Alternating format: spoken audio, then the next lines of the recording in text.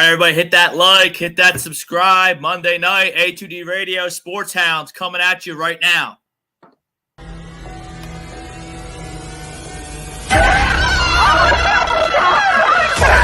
Let's go!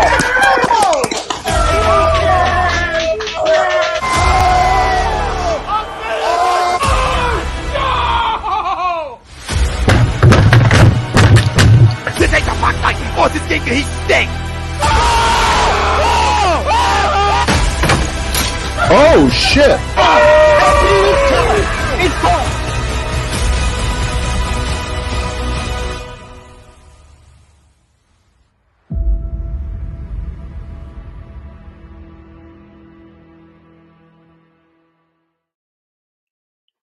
All right, everybody, it's Monday night, Sports Hounds, live, exclusively on A2DRadio.com. He's Brad Ryer, I'm Rob Brinkman, Frank Vesby producing. Make sure you hit that like button, hit that subscribe button, turn those notifications on.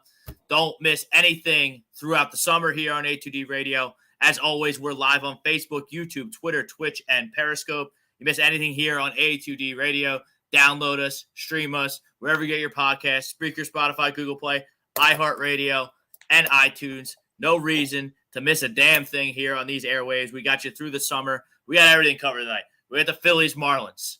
Didn't go too well. 9 out of 10. Not bad for the Phils. Can they keep it up? We're going to talk about that. We got the Stanley Cup Finals set. We got the rest of the MLB in action across the league. We're 60 games in all of a sudden, so it's not really early anymore. So all you people that want to say, don't worry about it, it's early. It's not early anymore. We're 60 games in. Some teams are doing good. Some teams are doing bad. Some teams are okay. We'll discuss. And we have NBA Finals game number 5, pivotal swing game. Boston goes out to San Francisco to take on the Golden State Warriors. We'll get into that as we get closer to tip-off here.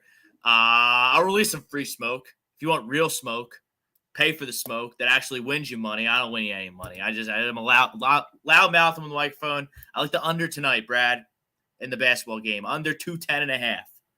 Yeah. It'll be a low-scoring game. I don't think both teams get to 100. No, I think Boston's going to come out and play very intense defense. I think both teams, and Draymond, all those guys over there at Golden State, championship pedigree, they're instigators. Instigators. So I like the under tonight. We'll get into more prop bets, predictions, and whatnot with that. But as always, each and every Monday, we are brought to you by ARIA Public Adjusting. Do you have damage to your home or property? We may be able to help. Don't fight your homeowner's insurance alone. Contact ARIA Public Adjusting, 813-564-3364. We're also brought to you by All Campus, proud host of the Ramp Booth. We'll be heading on the road again with the Ramp Booth. We're going to Detroit. We'll be staying in Windsor, Canada at Caesars, some type of Caesars Casino. I don't know all the details yet, but we'll be up there in Detroit. So slide in those DMs. Let us know what you're doing if you're going to take a road trip to Detroit. Me, John Coyle, maybe others. Hitting the road week 1. They're on between 10th and 11th Street on the Ocean City Boardwalk. Become an A2D member. Get 20% off at All Campus. And you also get tons of giveaways, gambling picks, and so much more. Gambling picks brought to you by Willie Vegas and the Money Pop Podcast will airs right before the Ramp Booth every Sunday morning at 10:30 here on A2D Radio. Like I said, we'll see what they have. Nate's always got his crazy parlays. Willie Vegas, he always throws his hat in the ring. I know Willie Vegas has been high. I think he had a monster parlay the other night. So definitely check out, pay the $9.99, see what those guys have to say. I'll give you a little freebie here tonight. I like the under in the basketball game, 210.5. I also got an MLB parlay cooking, but I'm not going to announce that. I want to drinks it. We're going to knock on some wood there because we're off to a good start, Brad. Maybe win some money ahead of the U.S. Open, which I love betting golf. So we get to our poll question tonight. Our poll question brought to you by Specialized Physical Therapy. Dr. Paul Videlli's our doc. Make them yours too. 2 convenient locations in Burlington and Cherry Hill. That's Specialized Physical Therapy. Our doc. Make them yours too.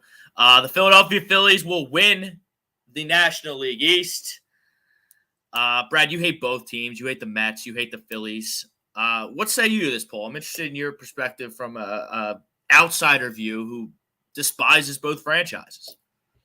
Well, I despise the Mets a little bit more than I despise the Phillies. You know my favorite name for the Mets, as you probably have all seen on Facebook, are the flushing toilets. Yeah, it's a classic. I hate the Mets too. And keep in mind, they play in the city of Flushing, so that's how I got the joke. Anyway, I think they still can. What they need to do, and I know being a Yankee fan, maybe I'm putting a little bit too much on them, maybe. Okay, but here's my opinion about this. As long as the Mets and the Braves are going to keep winning series, the Phillies have got to take teams like, and I was discussing this with you, Rob, before. Teams like Miami, teams that are not first place teams, to say the least, teams that are under 500. When you play these teams at home, you got to start winning a few of these. You got to start sweeping a few of these series. House of horrors against the Marlins. It's every time. I understand. Listen. The Yankees have struggled against the Orioles. Believe it or not, they're only 8-4 against them. Oh, wow! I would kill. I would strangle whoever right now. Risk jail time if I have an 8-4 record against the Marlins this year.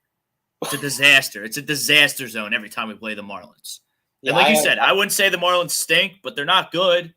They're the Phillies. If you compare player by player, okay, really, how many positions would the Marlins be better in? Nothing. Maybe second base with Chisholm because our guy Segura is hurt. Okay. They do have Alcantara on the mound, who's a better pitcher than Aaron Nola. Sorry, Phillies fans. Alcantara has been a freak all season, and he's been just slightly better than Aaron Nola. The Phillies should be able – Aaron Nola should be able to put some zeros on the board. I mean, it's not like the Marlins are a good offensive baseball team. So he should be able to put some zeros on the board, and the Phillies just have to find a way to score a couple of runs off of them. Miami has no bullpen. And, and start getting wins against these teams that are under 500, especially at home. Phillies need to dominate at home. That's the secret, and that's the key if they want to catch teams like the Braves or the Flushing Toilets. They've got to do that. If they don't do that, they're not going to win the division. I do think that they have the talent, and when they run off these streaks that they are capable of running off, they can do it. I mean, they've got guys. They've got guys like Harper, Real Muto, Castellanos, Schwarber.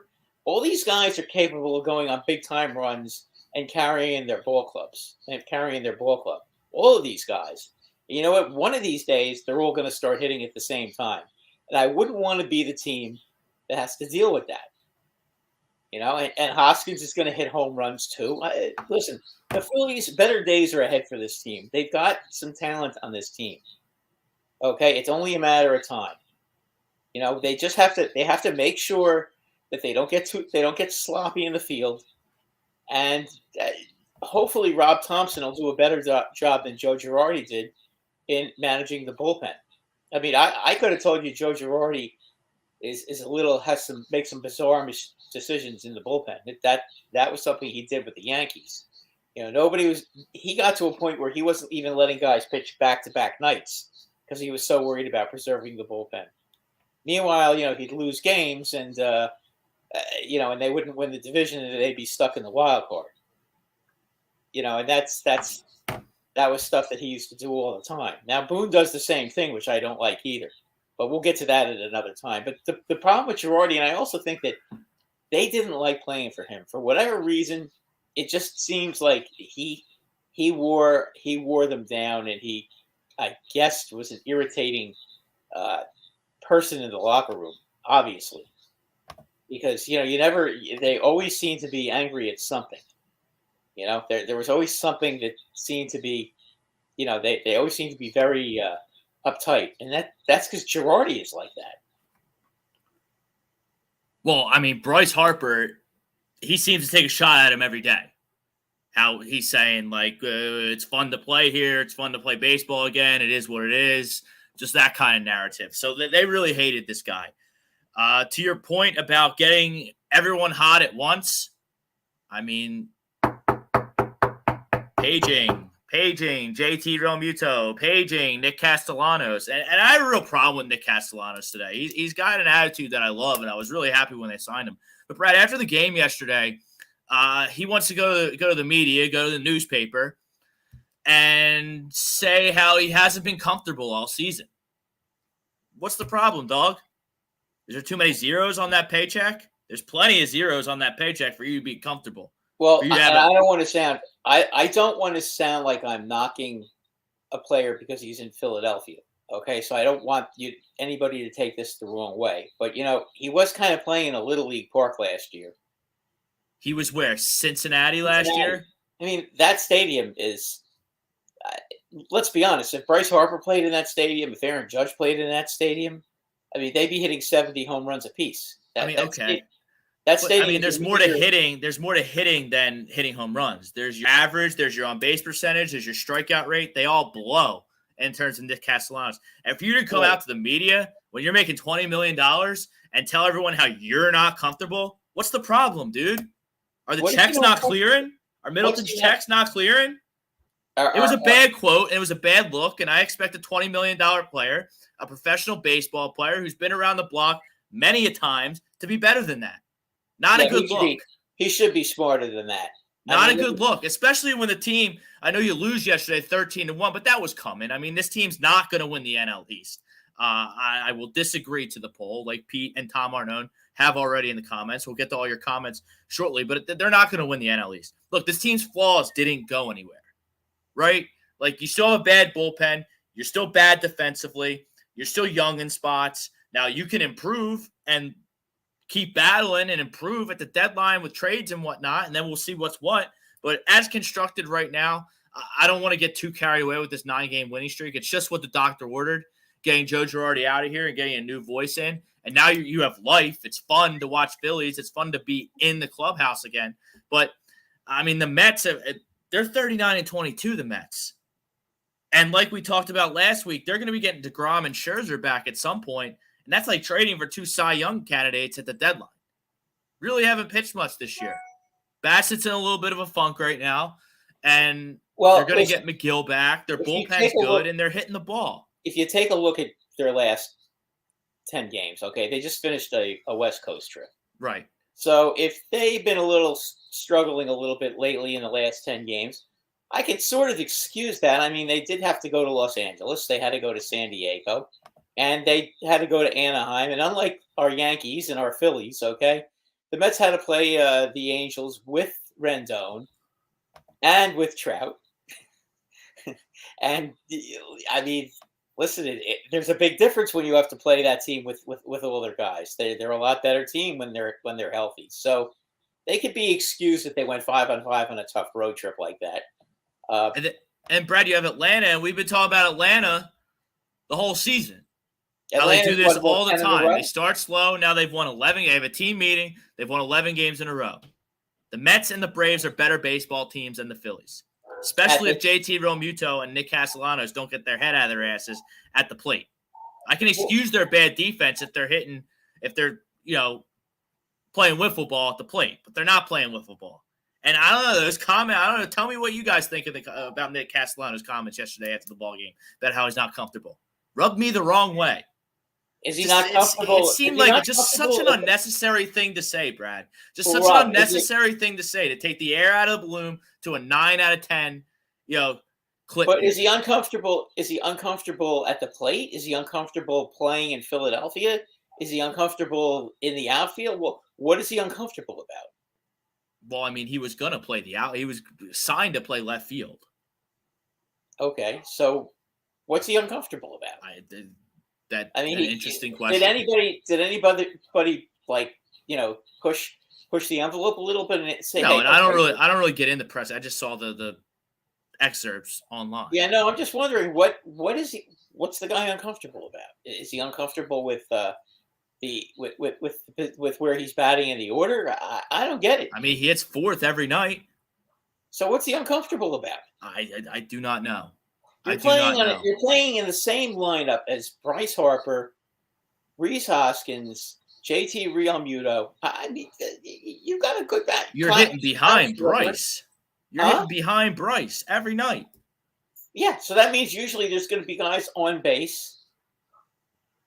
I don't know. I don't get it. It was just a deflating, tone deaf, didn't read the room comment, wallowing in self-pity because maybe he feels bad because he's not contributing to the 10-game win streak because Probably. he's stunk.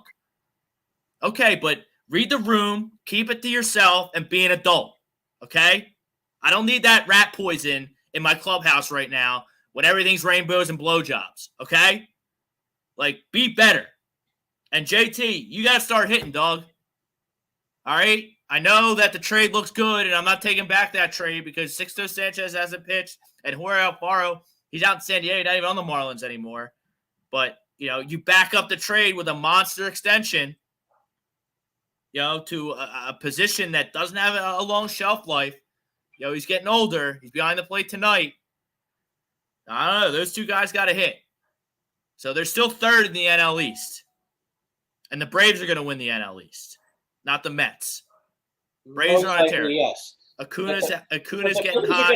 If the Phillies are going to make the playoffs, they've got to beat out the Mets.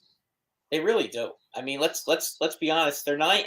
The problem is they're 9 games behind the Mets right now, and the Mets, they got their West Coast trip out of the way. I know the Phillies just recently finished their West Coast trip, and the Mets against bad teams are winning all their games.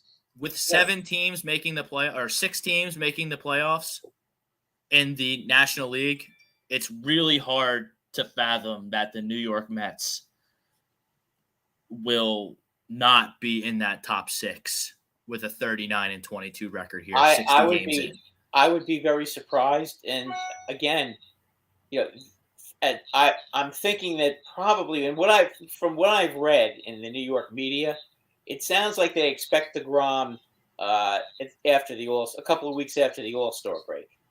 So they're looking at probably like August, like the beginning of August. So while everybody's tired, Jake DeGrom is going to be pitching them, is going to be nice and fresh and throwing BBs. And Scherzer, I know he had the injury in his side. So you probably figure he's going to be back probably in maybe another 2-3 weeks. But the Mets been holding down the fort, and they're also hitting, and their bullpen's been pretty good. And they're not gonna just. I don't think they're gonna just go away. I don't think they're gonna go from 17 games over 500 to being like 5 games over 500 at the end of the season. The Phillies. That's what I'm saying. The Phillies against these teams that are under 500 have got to start getting some sweeps. You can't just win 2 out of 3 anymore. And if they shit away that 9-game winning streak by dropping 4 or 5, I'm gonna be pissed. Yeah, the Braves are going to be very, very good. You know that they replaced Freddie Freeman with a very good first baseman. I mean, Matt Olson. Maybe he's not quite as good as Freeman, but geez, I mean, he's making a lot less money, and he's really good. I mean, you basically replaced a great player with an outstanding player with a very good player. If Freeman's a 10, Olson's an 8.5. Okay, so it's not like you probably improved defensively. Yeah, you improve a lot defensively. So the Braves did a great job getting him. And Acuna's coming. It just came back, and he's looking good. They're going to have the Mets and the Phillies are going to have their work cut out for them with that team still being in the division. That's what I'm saying. If the Braves play Miami, okay, are they gonna be happy winning 2 out of 3? No, they're gonna sweep Miami. The same with the Mets. They're gonna sweep these teams. That's what they've been doing. That's what really good teams do. Bad teams have to get swept. 2 out of 3 is not good enough unless it's on the road. If it's on the road, that's different. Okay, because the odds are you're gonna lose one on the road, so that's fine. But these home games, they've got to start winning at home and being a dominant home team. If they don't do that, I don't see how in the world they're gonna win the division. Pete Evans, he's in the chat. Check out Birds of a Feather every Thursday night here on A2D Radio. Talking football, talking birds all year round. I think they did a really good receiver ranking show last week, so I would assume that they're going to shuffle through these positions as we move towards training camp.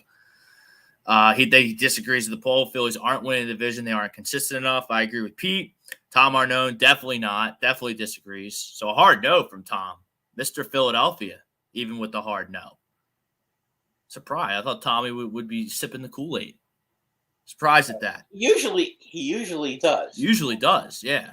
Yeah, but like I said, he's being a realist. But you know what? You can say that, but that doesn't mean that you're not rooting for them to win every game. I mean, of course not. And that's what people don't understand. Right. I guess. Just because you don't think that they're going to do it. I mean, you know, that makes it all the more fun when I think Jalen Hurts stinks. Am I not going to root against him so I can win a dick measuring contest on A2D radio and the team loses so I can say I told you so? No, of course not. I want them to prove me wrong. I love being proved wrong. Love it. Bob Brinkman. With Daniel Jones. I don't think Daniel Jones is the answer, but you know what? If he goes out and he has a really good season, great. Not going to be upset about it.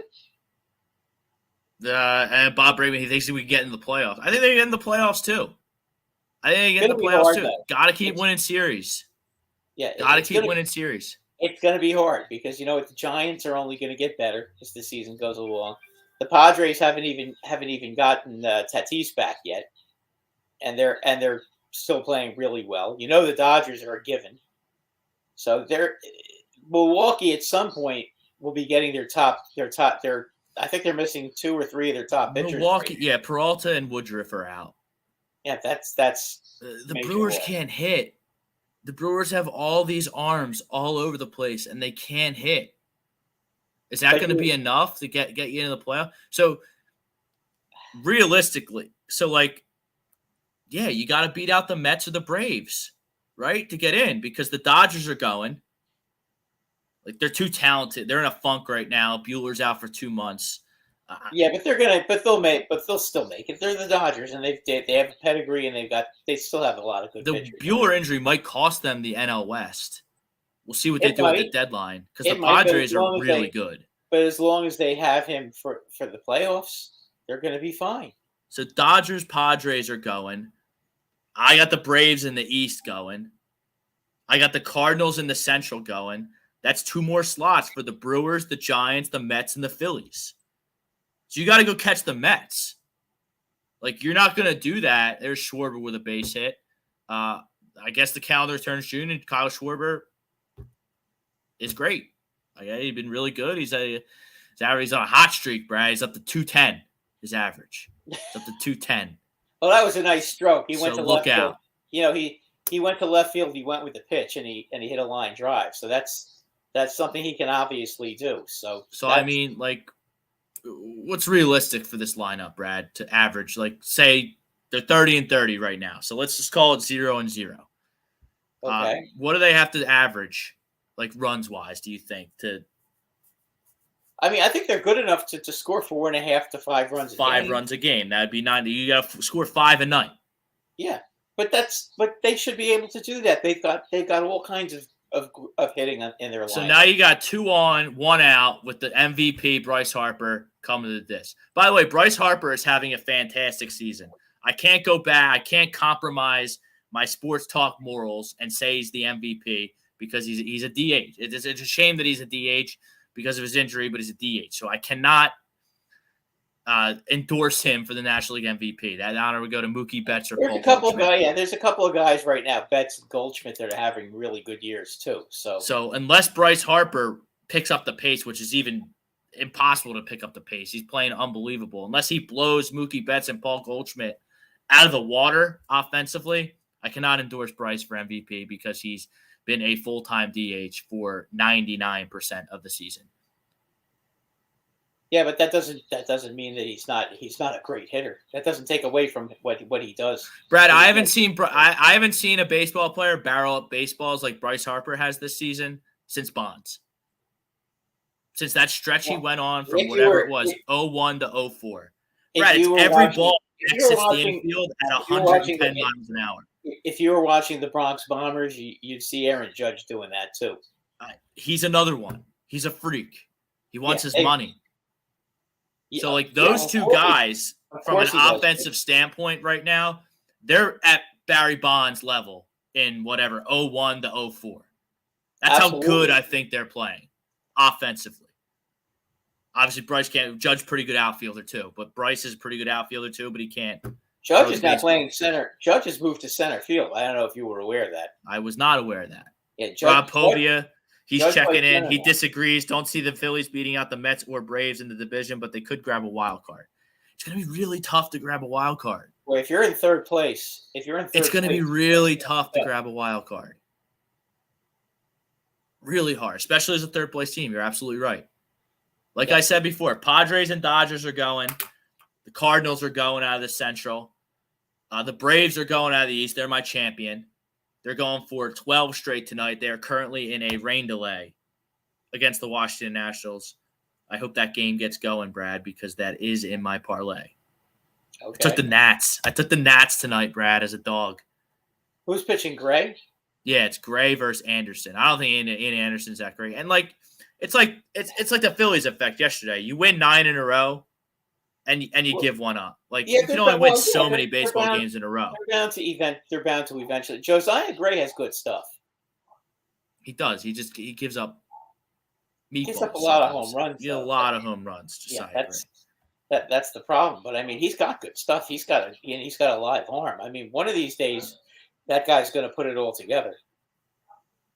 Bryce just missed that pitch. He almost missed. He just missed sending that to the moon. He fouled it straight back, and I think the ball went 2,000 miles an hour. Yeah, he was right on that pitch.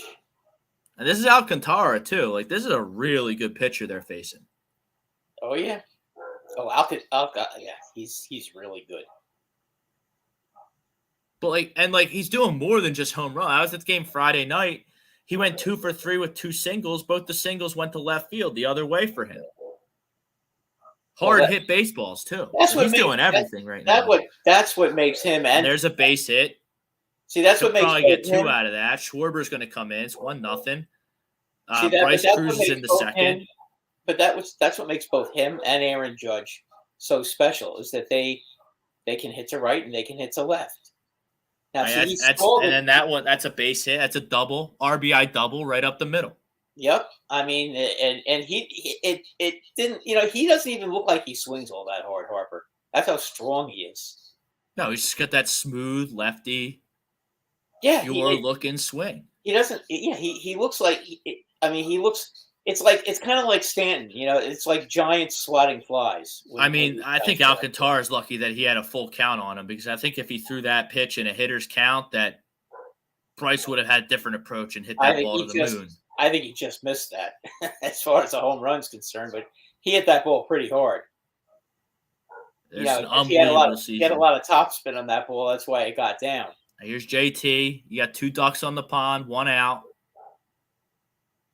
That garbage out here, he didn't swing. Good. We'll take you through this at bat. 247, 321 on base. You only got 3 home runs. So you've got 1 run in, second and third. Okay, you got to make it 2-0. These are the kind of things that if the Phillies are going to get themselves back in, you got to at least get that second run. You don't have to get the third run. I'm not asking for the third run. Just get the second run in here. You got your cleanup hitter up. The infield's back. Get the second run in there. And make it 2-0. You got Alcantara is not the easiest guy to hit. Okay, when you got him in a pickle, you've got to take advantage of it.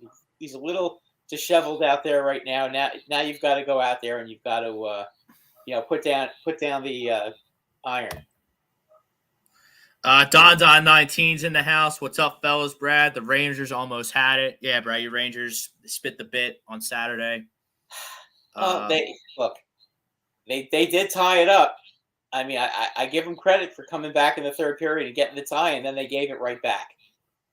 And that was a weird goal, but the bottom line with the Rangers is that the Rangers have got to get better over the offseason for playing 5-on-5. They got an outstanding power play. Nobody in the playoffs could stop their power play. They scored against everybody. They destroyed everybody on the power play, but you can't just score power play goals in the playoffs. you got to score some 5-on-5 goals, and that just didn't happen, especially against Tampa Bay. It didn't really happen that much against Carolina either. I mean, their power play crushed Carolina. The power play won the series against Carolina.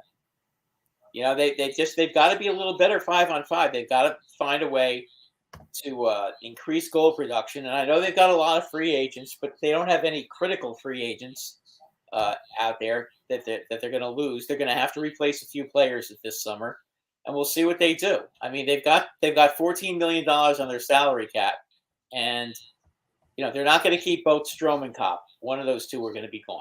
So you figure probably. Oh my God, are you kidding me with this? Oh boy. What? We talking about JT? Yes. I mean, he struck out looking. I don't know if your feed's behind or whatever. I know you have TV with the. It is. But yeah, he gets frozen. I mean, look, I don't know. He gets 2 cookies. They look like change-ups. I can't quite make out the miles per hour, but he gets 2 cookies middle high. He can't put him in play, and then he gets frozen with the back door, whatever Alcantara just threw, and he stares at it. Like, come on, dude. Yeah, now you got Didi up. Take the bat off your shoulders. It's rough. It's rough watching JT and Nick Castellanos play offense right now. It really is. Well, Castellanos isn't playing tonight, though. No, he gets a deserved seat on the bench tonight. Well-deserved seat on the bench. And we have Didi Gregorius at the plate now, who's been terrific since returning from the injured list. He's putting the ball in play. He's hitting over 300. Is he really? That's great. I mean, it's a really small sample size because he was hurt for a while. But, yeah, I mean, he was the one game in Milwaukee, the one-day game in Milwaukee, he was a homer shy of the cycle. Hit a double, hit a triple, hit a single. Well, yeah, so, he's been spraying the ball. He was a really good offensive player when he was with the Yankees, and he is a streak hitter. When he was with the Yankees, he'd carry the team for a month with his bat, you know, and then he'd go into a slump for a couple of weeks. But he could carry a team for a month. I mean, that's the kind of hitter he used to be. But Brett, he's like kind of realizing that, you know, he's not a dead pull power guy anymore. Like he's starting to, you know, change his approach. It seems from the naked eye by me. Because you know what, he became a pull hitter because in Yankee Stadium he couldn't hit the ball out of left field. Okay, all his home runs were to right field, which is fine when you're a left-handed hitter. But you know, I think it kind of screwed him up going to the Phillies because he probably took a look at left field and it may have psyched himself out. He can hit a home run to left field in Philly. You know, Philly is not Yankee Stadium in left field by any stretch. But it's also not in right field either. You know, you have to give it a nice little jolt in right field to hit a home run there. Yankee Stadium, you can hit a pop-up and it could carry out to right field. So, but Didi's always been clutch. You know, this is the kind of situation when he was with the Yankees, he'd get a single here and knock in the 2 runs. All right, so you get one off Alcantara. Bryce hits the double. The top 3 in your lineup, they do their job. Realmuto comes out, strikes out looking, and Didi grounds out. So we got 1-0 Marlins. Brad, we touched on the hockey a little bit here. I think I've watched every Rangers playoff game. At least some of it. Some more than others. They're on the right track. They just weren't as good as Tampa. I know they got the goal late there to tie it up at 1, but I think they were that, you know, playing 20 games in 40 nights, they just ran out of gas. Right, and Tampa's been doing this for years. Tampa also, don't forget, they swept Florida. So they got 9 days off. You know, and, you know, when it came to the third period, the Rangers ran out of gas and they didn't because they got all that extra stuff. And, you know, this is the whole thing, the playoffs. You can't get extended in the playoffs to 7 games in the first round. You've got to eliminate these teams. Any team that wins the Stanley Cup, if you ever notice, they usually have a very easy time in the first round, or the second round. One of the first two rounds, they do it easily. And the Rangers had two grueling series, 7 games, and they peaked those first 2 games against Tampa Bay, and then they had a 2-0 lead in Game 3 on the road, and then they blew that game, and then they give up the winning goal with 41 seconds to go. That just changed the series, and Tampa Bay showed their pedigree. They're a championship team. The Rangers aren't there yet, But to be honest with you, they went from being a non-playoff team to a conference final team, and as well as being the Metropolitan Division champions. You got to give them credit for that. That's a huge jump, and they're not very far away. I mean, a little fine tuning, and they might be able to win the Cup next year. And everybody, I thought they were going to do something crazy and win the Cup. I really did. Did you really think they could beat Colorado, though? Dude, this is the NHL playoffs. I'm a big college basketball. I know, but Rob, I know they're really good. Colorado. I think the Avalanche would have beat them in 5. I don't see how the Rangers. I mean, you're probably right, but and everyone's like, "Oh, how can you say that? I hate New York. I hate the Rangers. How can you say that being a Flyers fan?" Look, that is the same with the Boston Celtics. I picked the Boston Celtics to win the NBA Finals in 6 games. We'll see. They got to go on a 2-game win streak to prove me right. But did they do it against Milwaukee? Did who do what against Milwaukee? Did Boston do that to Milwaukee? Yes. They won a big road game. No, my prediction's live. I'm not saying that. Yeah, but the reason I don't have venom for these Philadelphia arch rival teams, because the Rangers are everything I want the Flyers to be. Ownership, coaching, valuation, from a talent perspective, coaching. Funny that you say ownership, but as far as the owner of the Rangers would be the same owner as the owner. But he stays out of it. Yeah, he doesn't know anything about hockey. He doesn't want to know anything about hockey. Well, all he wants to do is he'd given the previous ownership 3 years, and they still hadn't made the playoffs. So he got pissed off and he got rid of them, and he brought in somebody else. Okay, and the somebody else was Drury, and Drury did a nice job making the team tougher and keeping and building a core. Now they have a nice core. You've got a great goalie. You've got 2 real good defensemen, 2 good offensive defensemen in Trouba and Fox. And Kreider's going to be here a while. You got him paid. You got Zibanejad paid. So you've got the makings. And they have Panarin. You got the makings of a team with a really good nucleus for a long time. And same with the Boston Celtics. Yeah, they're strong. Look at the Sixers. I hate the Sixers. I hate Joshua Harris. I hate the ownership group in Philadelphia. Can't stand them. Boston does things the right way. I hate Daryl Morey. I think he sucks. Clearly, Brad Stevens, Danny Ainge before him, Stevens, they don't skip a beat. They build the right way. They evaluate the right way. They draft the right way. They trade the right way. Sixers don't. Sixers don't do that. They assemble a team on the court that is fit for the new NBA, a league that features guards. Meanwhile, the Sixers, they're stuck in 1994 building around a fucking center. Don't like that. Brad, centers don't win. And he's a terrific player. If your best player is a center, you will not win a championship in today's NBA. Not unless you've got a point guard that's great too.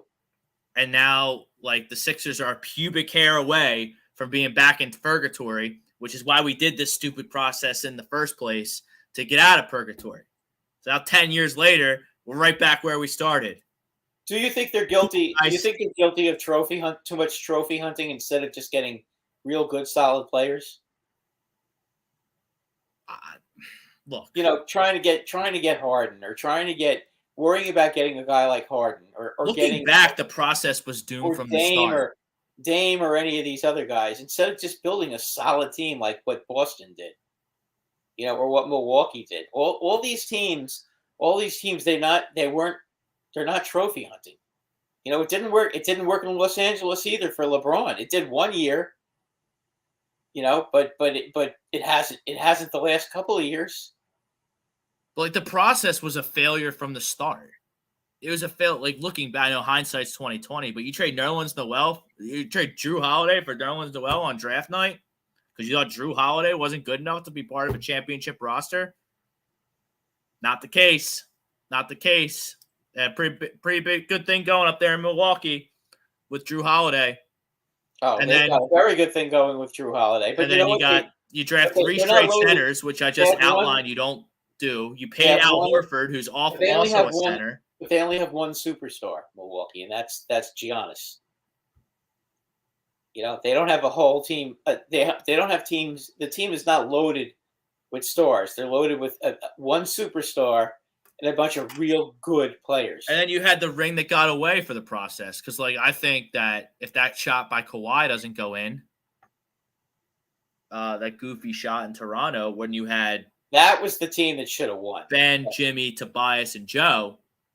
That was your ship. You had Redick off the bench. You had a bunch of different guys. You had a really good team. But karma's a bitch, and the shot went in because the Sixers didn't do it the right way. Well, that was just, John Malmos tell Thomas that. Luck.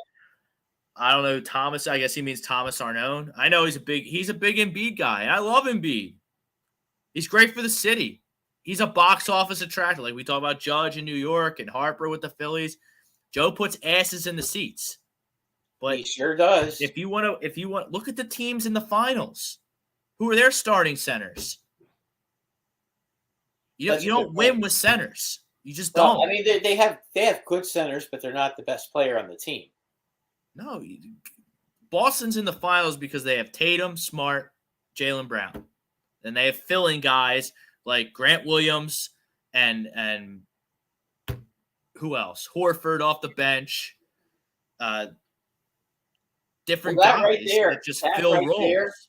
That right there is the problem right now. Look at Derek White. They get Derek White from the Spurs at the deadline, a guard, mind you, and he's killing it for them. He get 15, 20 a game, minutes that is. Look at the Warriors. Have they ever had a good center in their run? Ever? A center? No. Draymond's not a center. Wiseman was drafted to be the center, but he's been hurt. I don't know when he's coming back or if he's coming back. And you have the guards in Steph and Clay. You have Wiggins, who plays a role on the perimeter. And you just have Jordan Poole, Gary Payton Jr., guards for days that can just come in and do work. They all can shoot. Sixers can't even get a guy that can make run up and down the court without committing a turnover. They all have one thing in common. They can shoot. Generally speaking, centers don't shoot the ball well. From the outside, at least. There's always an except. Well, I mean, Milwaukee, their center can shoot real well from the outside. Lopez kind of shoots like a 2-guard. He's not a real big factor. He's not a real big factor inside, but Giannis is. So it works out. Just comedy of errors throughout the process for the Sixers, but that's why I can't throw shade at the New York Rangers. I can't throw shade at the Boston Celtics. They're everything I want the hockey team and the basketball team and here in Philadelphia to be. Well, what I would say, and I read one of the guys at ADD said the Rangers won a participation trophy for making the conference finals.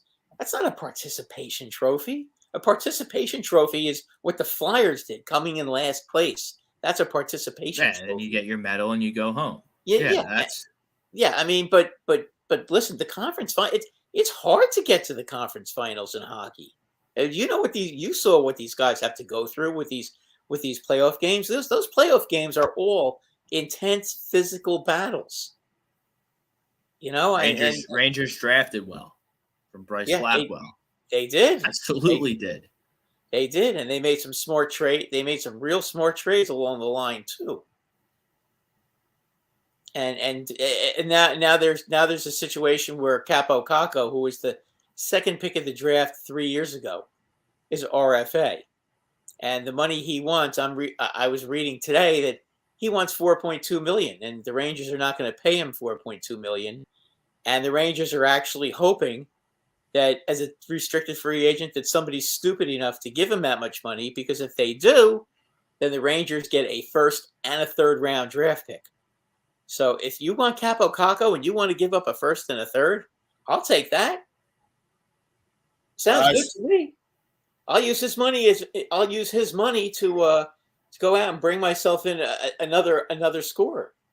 You know, it's not like Caco's tearing it up. The Canes did that with Kokoniemi, and you know, and the Canadians went and got draft picks. It didn't work out for the Canadians, obviously, this year, but still, Kokoniemi is not worth a first and a third pick, and neither is Kako. If somebody wants to give him $4.2 million, bye. I'll take that. I'll take that in the trade all day long. Where's my app? All right, so getting to the Cup final. This should be a really good series. No, this will be a great series. Plus, it sounds like Point is probably going to be back for Game 3, from what I'm hearing. Who's that? Point. Okay. Point. Yeah, that's a huge. I mean, he's one of the best power play guys in the whole league. Well, he's one of the best players in the whole league. And Steven Stamkos, I got to tell you, that guy, as much as I can't stand him, he's so good. When he's healthy, he's just really good player. He is. He's just he always gets hurt, but he didn't get hurt this year, and he's very healthy in the playoffs, as you can see. And he's tough. He does everything. He plays the exact kind of hockey that I like to see a player play. You can score, you can drop the gloves, you're mean in front of the net, you're mean in every department of the game, and you're a miserable son of a gun. And you can score, and you can back up your mouth. That's the kind of player I want on my team, and he fits the bill very, very well for Tampa Bay. I mean, you have Stamkos, you're getting Point back, you got Kucherov, you got Victor Hedman. I'm sure you could rattle off more. Vasilevsky's, it's either him or Kirkin for the best goalie. Bryce Blackwell, the 2023 NHL draft, going to be special. Yeah, 23, yes. 22 is kind of but 23 is going to be really good. Can the Flyers get any of these players in the next two drafts? I don't know, Bryce. I don't know what they're doing down there. Like, they're not doing anything. If they somehow could tank this season, okay, and get themselves, they're not going to have to try and tank. They're going to blow. Well, that depends on what they do this season. Well, I did read that they want. They get Bedard. If they can somehow draft Bedard, they have the 5th pick. Well, no, this year it's right. This year it's right is the big right. pick, and Montreal is definitely going to pick him. Montreal's not going to trade that pick. So, and the Flyers don't have anything to give Montreal that would make them want to trade the pick anyway. I mean, I think the only way Montreal would trade that pick is if they got our buddy from Edmonton. You know, I don't think that they're going to do that. You look at the Flyers. I mean, I'm over Coots. I'm over Konechny. I'm over Provorov. I'm over Carter Hart. Like, I don't see anything there with these guys. Like, I just don't. Well, I think if you want to, and I'm going to try to look at it as an optimist, okay? And I'm going to think to myself, well, Carter Hart, when the Flyers had a good defense, looked like a pretty darn good goalie. So I'm going to try it, and that's why the last two candidates, it looks like they're short list of coaches right now is either going to be Tortorella or Barry Trotz. I read they want Trotz like really bad. Yeah, but Trotz might go to Winnipeg. So, and you're wondering why Winnipeg? He grew up there. You know, he can do whatever he wants. He's on the open market, but I think the Flyers are really gunning for Trotz. Yeah, well, from what I understand, Tortorella too. They'd like to get Tortorella too. I don't know because he's like Tom Thibodeau in the NBA. Nah, he's a little better than that. He's also won a Stanley Cup. But he's got a shelf life. Oh, who's the top assistant for Colorado? Oh, geez, I don't know who their coaches are, to be honest with you. I'm not that familiar with their coaching staff. I just watch how they play, and I mean, it's real easy when you got the kind of talent Colorado has. I understand that. Look, we talk about it all the time. Players make coaches look good, not the other way around. Right. The players Listen, execute the system. Rob, if you brought in Tortorella, okay, two things would happen immediately. Okay, number one, you'd have a very disciplined, smart hockey team, and number two, they would play very well defensively. And if they didn't play very well defensively, they'd be playing in the minors because he wants everybody on his team to block shots, play well defensively, okay, and counterattack. That's his game, and he likes to do that. Alain Vigneault was not a defensive coach. He's an offensive coach. Tortorella teaches defense. The Flyers' biggest problem the last couple of years has been they can't stop anybody.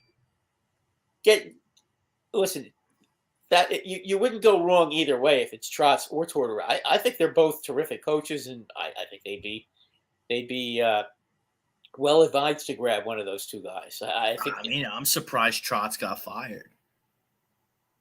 I don't really get that at all. I just don't. They paid him a lot of money to leave Washington, right? Yeah. I really don't understand why they did that, and I can't for the life of me understand. I mean, the Islanders played their first 13 games on the road. Okay, then they come home and they all ended up having COVID from playing all those games on the road. Why did they have to play their first 13 games on the road? Because their stadium wasn't ready to play in. They got a new. Don't they play in the Barclays Center? No, they stopped playing in the Barclays Center after 2 years ago.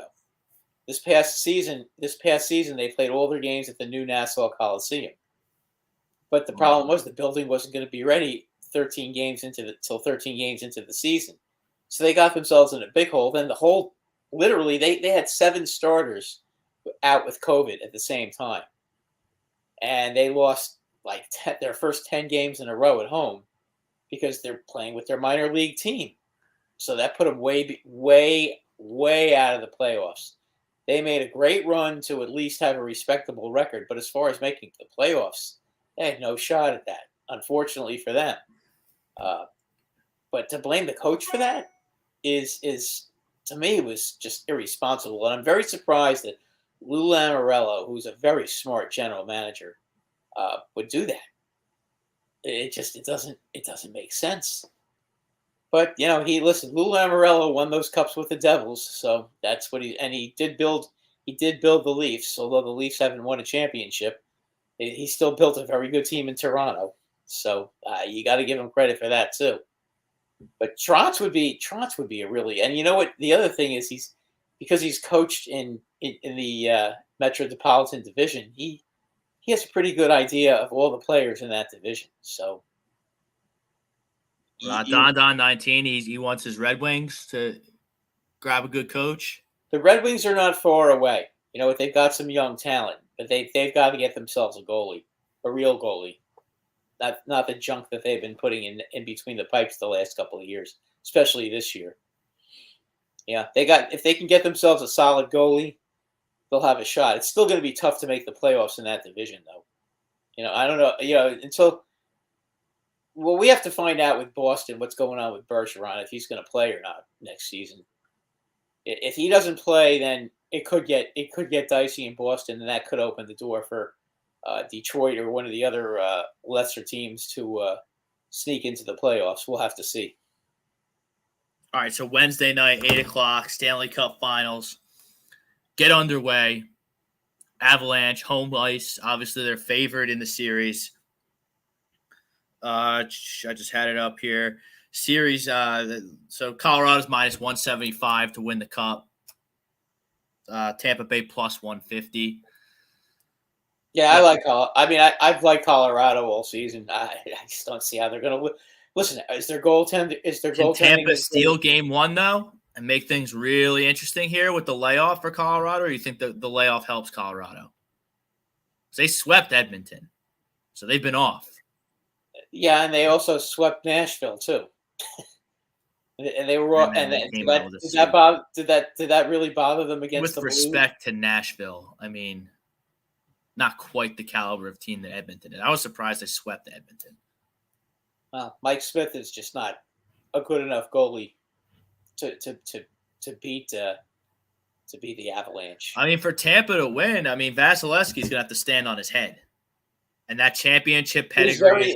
He is very capable of doing that. I just don't think that Tampa Bay can score with Colorado. Colorado is just so good offensively. I mean, well, you're going to have to get point back, and you're going to have to take advantage of any mistake that Colorado makes. And they do make them.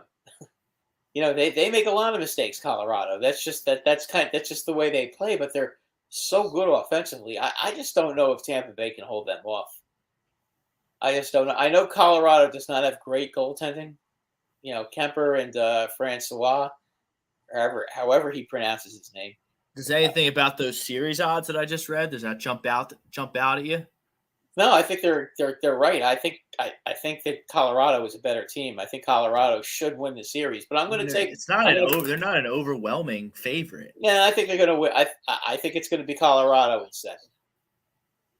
I got to respect the Lightning, who they are, and what they've done the last couple of years, and how they came back against the Rangers. I mean, that was a real gut check moment for them to be able to come back in a series where they were down 2-0 and then down 2-0 in game 3, to be able to come back and then sweep them. And listen, the game in New York, game 5, the Rangers, that was a game the Rangers should have won, and they didn't.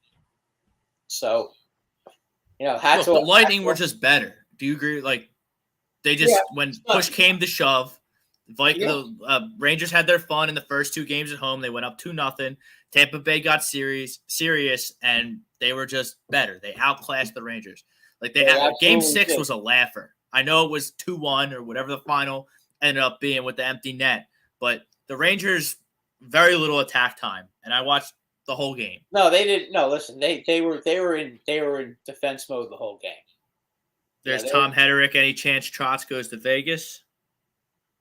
I guess he could. I mean, the one thing Vegas, don't forget that Nevada has a tax advantage. If it's a business decision, if it's purely a business decision, that would be a very good business decision for him.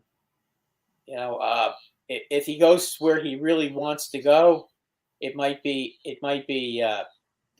Winnipeg. If he goes somewhere where he's got some talent and needs to build the team and bring them together, it's Philadelphia.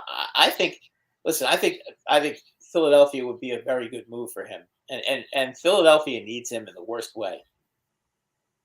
Because he like Tortorella. If you don't play defense for Barry Trotz, you don't think defense first, you're gone. You're not going to be on the team. It just he's very he's got a shelf life. He's got a short shelf life, just like Tortorella does. So you like the Avalanche in how many games, Brad? 7. 7. Yep, I'm gonna go. I think it's gonna go 7. All right, I'll take the champs. 3 straight. I'll take them. Better goalie. Point comes back, hopefully. Well, I'm thinking. I think they steal game 1. How about that? I think Tampa steals game 1. Yeah, but I think they ride the momentum. Colorado can definitely beat them in Tampa. That's the thing. Yeah, we say it all the time here. It's not a series until someone loses a home game. So I think it becomes a series right off the bat. I got Tampa in game 1. I got Tampa in the series. I'll take Tampa in 6, so they win at home. I'm just curious how what the regular season was as far as the records, because I don't remember off the top of my. Well, Colorado's got home ice, so they had a better record. Colorado had a better record, so we know that. But I don't know. Colorado is just really good, and again, Colorado has a big advantage in that thin air. They don't get tired. Other teams do. It's a good point, and that could be a big factor. Tampa Bay has played a very grueling series against the Rangers. I know it only went 6, but Colorado got this time of year. Teams get their rest and they're fine. I think with Tampa Bay and the Rangers, I think that Tampa Bay was not ready to play the Rangers. I think the Rangers' speed surprised them somewhat, but they were able to make adjustments. Here's a fun prop. Coach. Brad, who leads the series in points? What do you mean? Like, who leads the series? Like, who has the most points in the Stanley Cup Finals? Player. Oh, jeez. I would think probably Stamkos. Maybe it's because of Vanajad right now. No. Like, it's a prop bet. So it's got to be an Oh, average. oh! I thought you meant up Like, to now. we're trying to predict who's going to have the most points in the Stanley Cup Final. Oh, okay. Stamkos is an 8-1 bet. I think that's pretty good, right? What about McKinnon? McKinnon, he's the second favorite. He's tied for the first favorite with Kucherov at 4-1. Yeah, I think McKinnon would be my choice.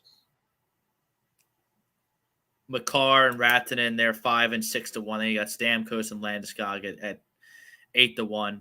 What about Victor Hedman? Hedman's 12-1. See, Hedman could sneak in there and do that because he sets up all the goals from the back line. What about most goals? Little different. I'm gonna say Stamkos. That's 6-1. So they like him better to get the most goals as opposed to I most like him points. better to get the most. I like him better to get the most goals, but McKinnon I think is going to get the most points. So you got Colorado in 7. I got Tampa in 6. Should be a fun series. Oh, that's going to be a great. Listen, these are two unquestionably at this point. You can't argue. I like Tampa too. Like Tampa Bay, they sell out all the time. They got that outdoor viewing party. It's Florida. Everyone's partying. I can't stand They don't Tampa give a Bay fuck down there. It's great. I can't stand them anymore. But you know what? I respect them as a team. They're a great team. Well, I mean, if I were you, I'd be salty as well because they knocked out your squad. Well, and it's not the first time. Oh, wait. It's not the first time they've knocked the Rangers out. They knocked the Rangers out in 2014, too. 2014, 2015, when the Rangers had a great team and they lost in the semifinals. I remember. I guess it was 2004 when they won with St. Louis and LeCavalier. They beat the Flyers in Game 7 in the Eastern Conference Finals. I mean, the Flyers were loaded. That was when Tortorella was coaching them. I mean, the Flyers were loaded. I mean, we had Roenick and Primo and Recchi and but they had all kinds of guys. But they had the goalie back then. Yeah, they had Javi Bulin. Yeah. Bulin Wall. Yep. And you guys kind of had Esch and Boucher, and they were okay. But I think that was Czechmonic. I thought it was Esch and Boucher that back then. No, I think that was Esch might have been one, but Boucher was. Was Boucher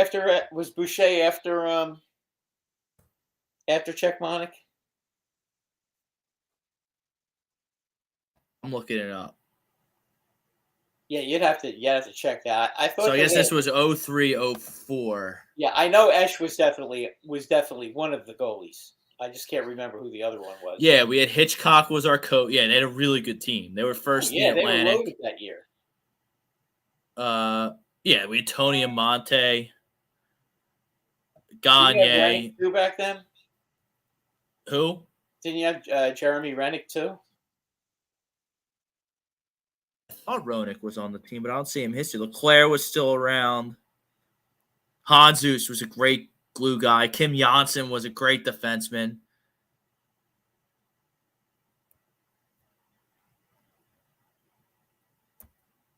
I just swore we had Roenick. There he is, Roenick. Yeah, number 97. Jeremy Roenick, yeah. Did you have Adam Oates back then too? No, Primo was our captain. Pickenen was a good player. Terrian was a good player. That was an outstanding team. I'm trying to see who the goalies were. I mean, Jeff Hackett. Yeah, it was Ash and Sean Burke. Sean Burke, okay. Jeff Hackett was third string. Neil Little also listed. But the Tampa Bay had a major goaltending advantage in that series. Oh, they had Antero Ninamaki too. Yeah, he was pretty good too, but Bobby Bolin was unbelievable that year and that series. I guess Ash started that Game 7. Yeah, he let in a goal early, if I remember correctly, and then Well, they had game 6. They had game 6 at home, remember, and Primo scored with like 50 seconds left. The score it sent it into overtime, and then Gagne lit the lamp in overtime. yep. And then they just ran out of gas. By the way, Atlanta and Washington are just getting underway. Let's go Nats. I have the over in the White Sox Tigers game. It's 3-3 in the top of the 5th. So it's over 8.5. No, I'm sorry. It's 3 to. I'm not sure if it's the top or the bottom of the 5th. I wasn't paying attention. But yeah, it's 3-3? It's 3-3 in the 5th. So I got 6 runs in the bank already, halfway through. Okay. What was the over-under for that game? 8.5. Oh, you're going to get that easily. The Tigers have no bullpen at all. Well, so. Lance Lynn was pitching for the first time, and I figured he would come out and be rusty. And I never really heard of the Tigers pitcher before, so I figured 8.5. He's a rookie. Over. He's a rookie. And Detroit is a genuinely bad baseball team. I mean, they're a really bad baseball team. What's going on there? Because Casey Mize had to get Tommy John. I mean, I don't know exactly what's going on with Detroit, but they're not good, unfortunately for them. Yeah, Robert Ash, just to put a pin in that earlier, Robert Ash started Game 7 in the 2004 Eastern Conference Finals. Yeah, I mean, he wasn't a bad player, but, well, it didn't start off Jimmy well. Rodweiler, the shift in baseball baffles me. Yeah, I think it was Josh Birdie. He just ripped one down the line. Would have been a ground out the third, but he gets a double. Not sure what transpired after that. I wasn't paying attention. But, yeah the shift. And I thought you weren't allowed to shift. I thought that was like the whole thing. Like, you can't shift anymore. And now everyone shifts still. I don't get it. Yeah, you can't shift next year, not this year. Why wait? Like, what's that? Why you'd have to ask the commissioner. But, like, the playoffs are different this year. That doesn't start next year. No, that's true. That's true. Well, at least the double headers are 9 innings apiece now. Yeah, that was softest nonsense I've ever seen in my life. 7-inning double headers. Yeah. Weak. I still can't stand the Ghost Runner either, by the way. I thought that was gone too. Nope. Is that gone next year? I don't even understand. Why did they go on strike or lock out, whatever they were doing? Why? I don't know. They made all these agreements on changes, and then we're back playing, and everything's the same. Yeah, it's pretty much. Why do an extra playoff team? Well, they're putting that in. They put that in immediately so the owners can get more money. Right. So, whatever. It is what it is. And I don't hate the Ghost Runner. I really don't. I can't, Rob. I can't stand it. It's so unprofessional to have a Ghost Runner. It's a Mickey Mouse, goofy ass rule, but it gets the game over so teams don't spend their bullpens in a regular season. But that's part of the game. Oh, off the top of the fence, Schwarber. That should be a double. Yeah, it's part of the game. But you decide regular season hockey games with shootouts. That's not pure hockey. I can't. I know you hate that too. You know how I feel about the shootout. Oh boy, that was close. Yeah, that was a rocket, an absolute seed. Exit velocity 115 miles an hour. Yeah, he hit that ball. He smoked that ball. That looked like a Stanton hit. I mean, talk about a bomb. That bomb, what was it, Saturday? Oh man, he killed that ball. It was 119.9 miles. No, you see the bullpen with Stanton. You see how the Phillies bullpen is in center field. They got the Phillies on the lower part, and then the visitors on the higher part. Stanton hit one into the upper part of the bullpen at a game I was at. I was in the press box at 1360. That's a shot. In a real game. And he's a righty, so he went sort of oppo center into the upper bullpen. Well, that was a bomb. That one he hit on Saturday, 459 feet. Well, that's a straight bomb. Yeah. Here we go. Runners in. Schwarber's Runners in another one. scoring position. That's not deep enough to Schwarber is get him another the one of third. these guys that Draw a that throw. I'd like to see him take a pitch there. We'll wait till you catch up. Did Reese fly out yet? he's flying out right now. I'd like to see him take a couple pitches there. See, That's a good pitcher. He's at 71 pitches. That's a wasted at bat. It's one pitch. Yeah, he's got. I need my two-hitter to work the count a little more. Reese is pretty good at that, but not there. This is a big spot. He must have felt like he had a pitch to hit. I mean, that's. Well, I mean, if he thought that, he thought wrong because that wasn't a strong fly out at all. So now, if you're Miami, are you going to walk Harper? The old intentional, unintentional, intentional walk. Maybe that. I'm not throwing 4 up and just sending him the first. No, but he challenged him with the first pitch. Yes, he did. And this is your ace. This is probably the Cy Young winner in the National League right now. I would say if you got behind in the count, you walk him. But if you're get ahead, you go for him. So and Jimmy, he despises the ghost runner. It's just different. Do I really want to sit there and watch a 14, 15, 16 inning baseball game? Why not? Not really. They're a lot of fun. Not in the regular season. He gets him to pop up. I sat through a 15 inning Yankee. No, it was a 16 inning Yankee Red Sox game in 2009. And Alex Rodriguez ended up hitting a home run in the bottom of the 16th, a 2-run home run to win the game 2-0. And both teams, the entire game, were leaving guys on base. Yeah. You talk about incompetent hitting with runners in scoring position. That whole game was that.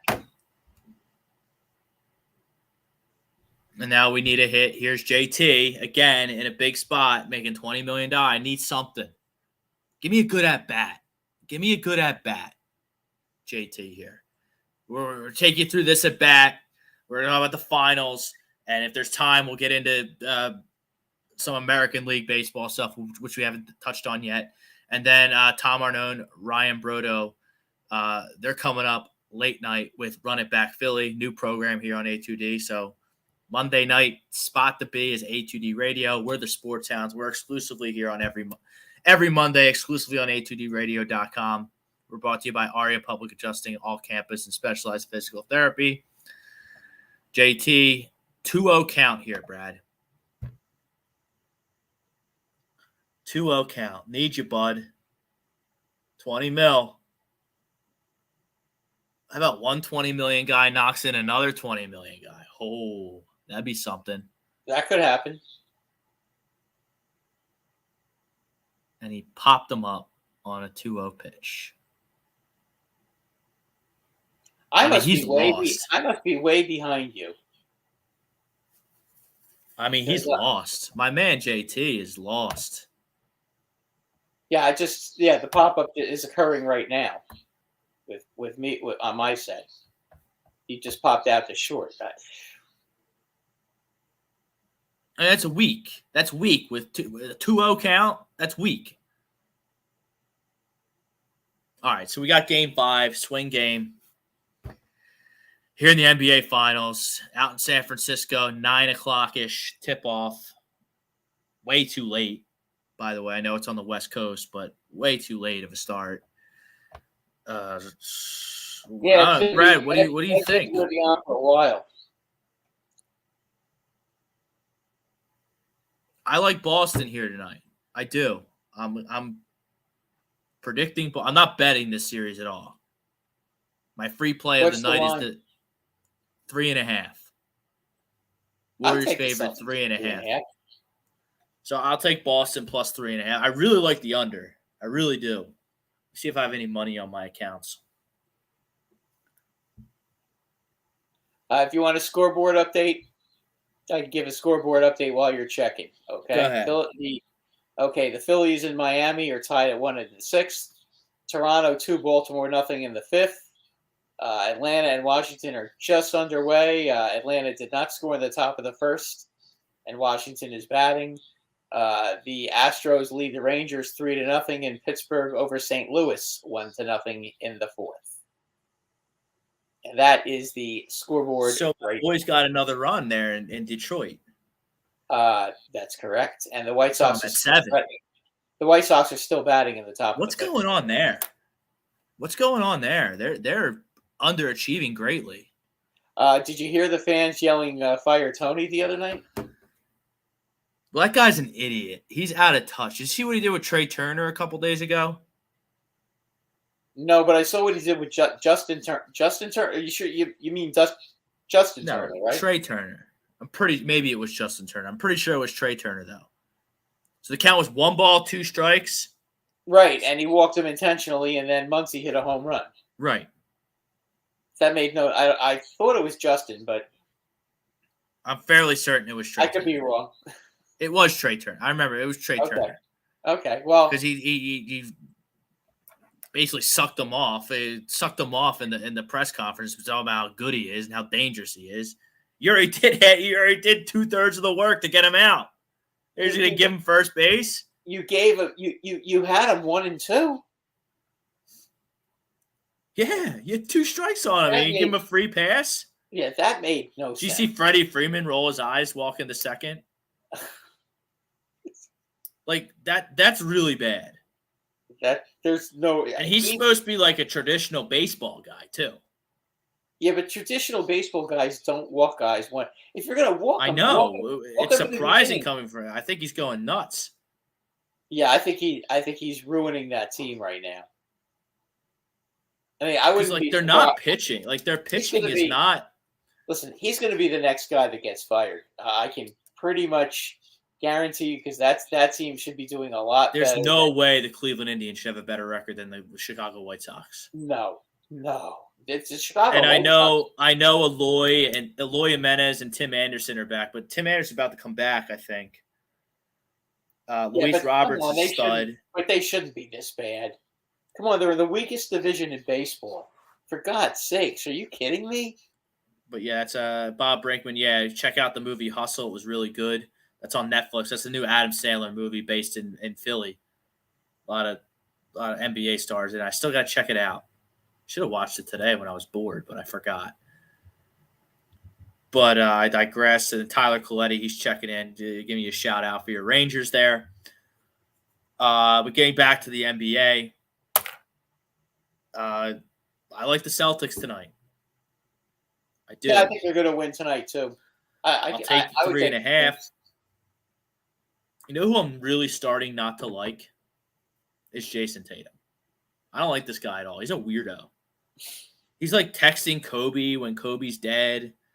He's a very strange individual. Like, I don't like when, like, we were in class with the broadcasting school at CSB, and it's like all these guys are in the classroom like, oh, I want to be the next Anthony Gargano. I want to be the next Mike Isinelli. I want to be the next Angelo Cataldi. Why are you focused on that? Why don't you be the first Rob Brinkman? Why don't you be the first Brad Ryer? Be the first Tom Arnone. I know he went there too. I'm sure a lot of our guys went there. Like, I never understood that. Why are you trying so hard to be Kobe? Be the first Jason Tatum. And he's coming out. He looks like a chotch pregame here with the Tiger Woods get up on. Like, dude, and he's not that great. He really hasn't had that great of a series. Honestly. I mean, smart. I mean. Yeah, but he's a big time player, though. He's a big time talent, but he's got to start playing like one if they want to win Game 5 on the road. I would agree with you about that. So, like, Draymond's been a no-call, no-show. Clay's been a no-call, no-show pretty much the entire series. That's really the reason why it's 2-2. Yeah, pretty much. I mean, Steph goes off on Friday for 43. He ties up the series at 2. But, like, Steph's going to need some help. Because I do like I think this is going to be a defensive game. And I think that Boston matches up. I've been saying it all series. This is why I picked Boston. I think Boston matches up with Golden State really well. Steph's going to get his. Good offense beats good defense in the NBA. And Steph is a tremendous offensive player. But, when you have Jaylen Brown on, say, Clay, and, Smart on Steph, that good matchups. Those are good matchups for Boston. Neither team has a center. Draymond's but nothing but bitch and moan and play poorly. And Clay hasn't really shot the basketball well. So unless Draymond and Clay do a complete 180 and help Steph out, I think Boston wins this. I think they wrap it up at home. Whenever, I guess Thursday with the way they play in the travel days. But yeah, I like Boston in 6. I think we're right on schedule. I think Boston wins tonight.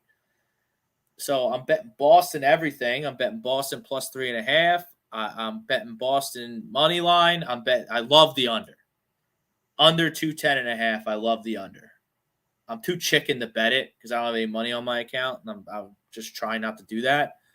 Trying to be mature. I'm really only trying to place bets where I'm super confident and are going to throw down a couple $100 on a bet. I don't feel like that across the board. It's not your 10-star gold game. No, I had 2 10-star Memorial Day weekend. I had 2 10-star gold games. I had the Celtics over the Heat in Game 7, and I had your Rangers in Game 7 against Carolina. I did well. I love that game. I really thought the Rangers were going to win it. And then I got my parlay cooking, so I got a bankroll for the U.S. Open. But I'm going to put money on for the U.S. Open. By the way, in case you're interested, Rob, Lance Lynn is still in the game. Okay, cool. I think I have him on a fantasy. He's given you 4 1/3 solid innings so far. So Bryce Blackwell, he's got the Warriors tonight. Curry's on a mission. I think Curry needs help. I do. Yeah, somebody else besides him has to score. Bob Brinkman, that Green's a big mouth. The ref should tee him up. He does get he gets a long leash. Because he's been like that his whole career.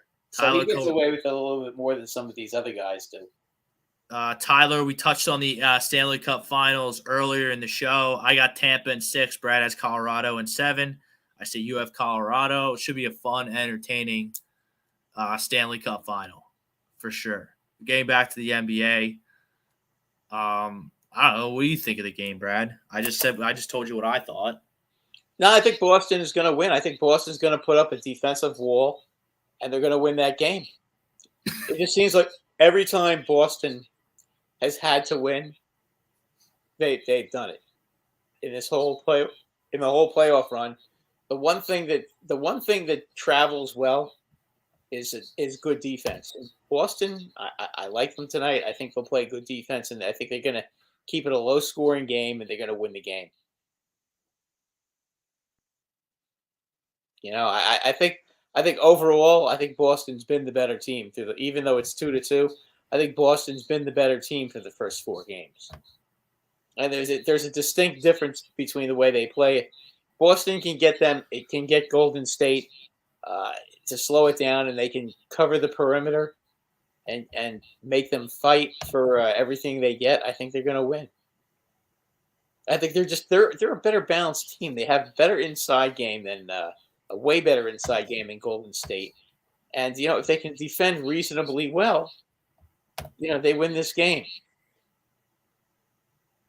Tyler Coletti, he likes Boston in 7. But I need Tatum to step up. You want to text Kobe all the time when Kobe's been dead for 2 years. Why don't you start playing like him a little bit? That's kind of morbid to do that. It's stupid. It's a publicity stunt. It's nonsense. It's weird. It's creepy. I think that's really weird. Atlanta just scored. Somebody hit a home run for Atlanta. Let's see, who was it? Hopefully it was Ozzy Albies. No, it was Darno, I think. Oh, I had to pick up Adam Duvall in fantasy. Oh, did you? Anthony Santander doesn't have his shots, so he can't play. Oh, jeez. Good thing I added that NA spot. Yeah. Yep. See, that's what I do as a commissioner, Brad. Well, you know what? I'm a man of the people. I did that last week with Wheeler when he was on paternity leave. See, so I had the open spot. So I streamed Wheeler's spot all week till he pitched. Then I got rid of all the guys that I streamed. Tyler Coletti, Remuto has been brutal. What is up with that man? I don't know. What do you think's wrong with him, Tyler? I'm out of answers. He makes a lot of money to go out there and stink. And you have a huge problem when he's not hitting because he's not that great of a defensive catcher. Never really been a fan of how he calls the game. He's not a great framer of the baseball. Yeah, but he can throw. He does have a cannon, and he's a good athlete. Yep, he can Give him throw. all that. He can throw, and he's not a he's not a liability on the base paths for sure. He still can run pretty well. He'll turn it around, but you know what the thing is, you need it now. I mean, yeah, like the time's over. The time for working it out and fixing your swing, like you need to go back to what got you to be in the conversation to be the best record in baseball. It's like messing around with his leg kick and all this bullshit. Like, dude, see the ball, hit the ball. Yeah. Keep it simple, stupid. Yeah. By the way, your boy Duvall is up right now. Oh yeah. Mm-hmm. What's the score again? It's 1-0 Atlanta in the top. I got the Nats in my parlay. Yeah. That's all right. 1-0. We'll get there. It's still very. Ian Anderson walks too many guys. And the Nationals actually have a good lineup. Bell's really good. Kybert Ruiz is really good. Soto's really good. So, like, they can put up some numbers down there in Washington. They just don't have pitching at all. And Strasburg just went on the DL again today. Pitched one game, got rocked, and went right on the DL. That's a shame. I mean, his whole career's been like that. Boy, Toronto is really laying it to Baltimore now. You got the AL East. Well, we got a couple minutes left here. Like the Yankees are on pace to win 119 games, Brad. That would be a major league record. They would break Seattle's record of 116. Seattle won 116. The Yankees won 114 in 98. And right, then they I remember that. And when they won the World Series, if you count the playoff games, they actually won 125 that year. So that they were actually counting playoffs, they were 125 and 50. And then the Yankees beat the Mariners. What was it, 0-1 Mariners? So the 9-11 run? Mariners, yeah. So the 9-11 run. Right. But, I mean, that was the year that they lost to the Diamondbacks. Is this team unbeatable, Brad? Because I look at this baseball team, and it's scary. First off, your pitching is going to allow you not to have any type of extended losing streaks whatsoever. No, Cole, you're right about that. Cortez, Tyone, Montgomery, and I guess Sevy. Sevy's been great. Cole is the only one that has that's had his Cole. How lucky is Cole though? Cole goes and gives up 6 home runs in a game. I remember now. It's 5 or 6. He got smoked by Minnesota, and Yankees won the game 10-7. So I think they're on. I mean, they're gonna win the East.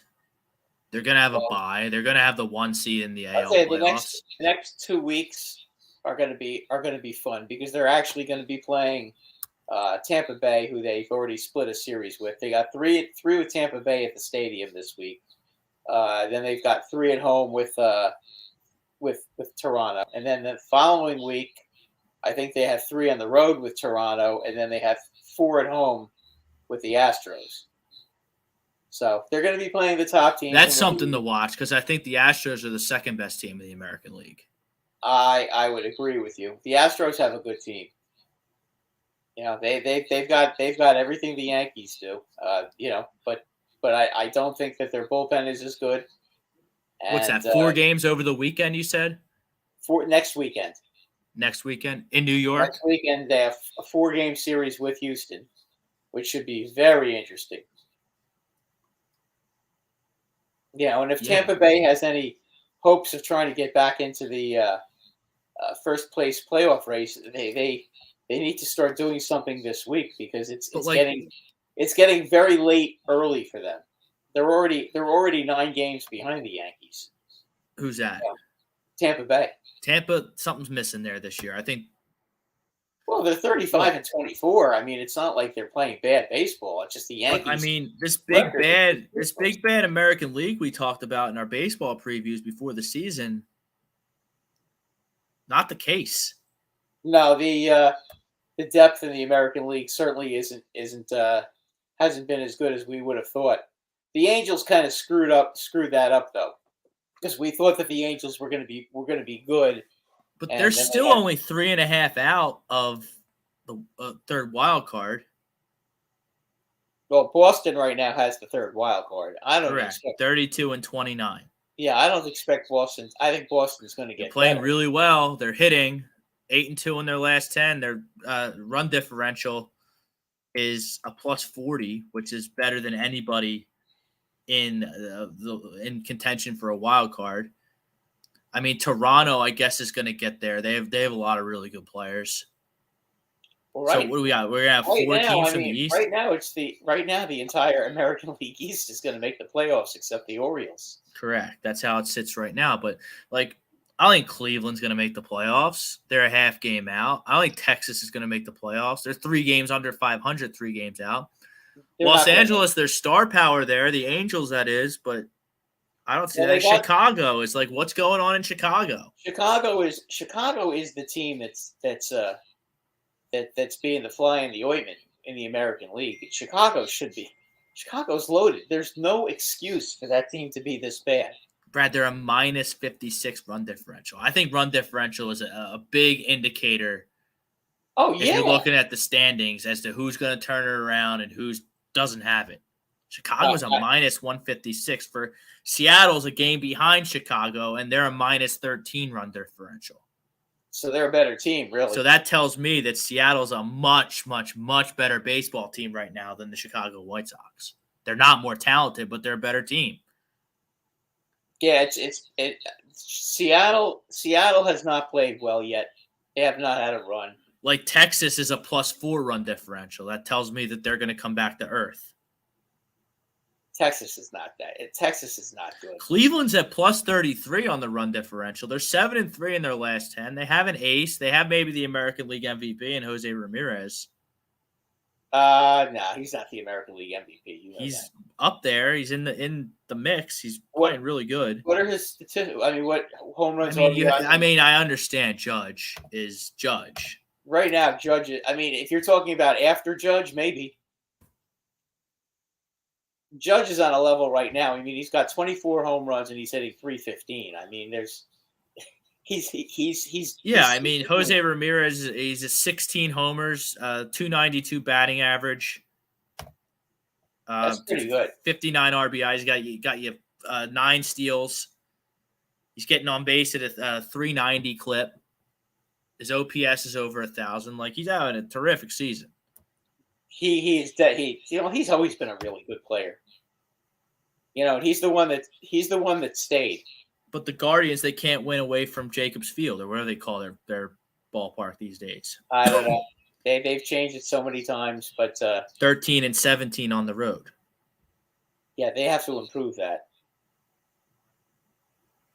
Should be fun. All right, we're gonna get out of here. Tom Arnone, Ryan Brodo, running back Philly. They're coming up some point during the NBA Finals here. Stay tuned for that. Thank you to Frank Vesby for producing the show. He's Brad Ryer. I'm Rob Brinkman. Till next Monday. Peace out, everybody.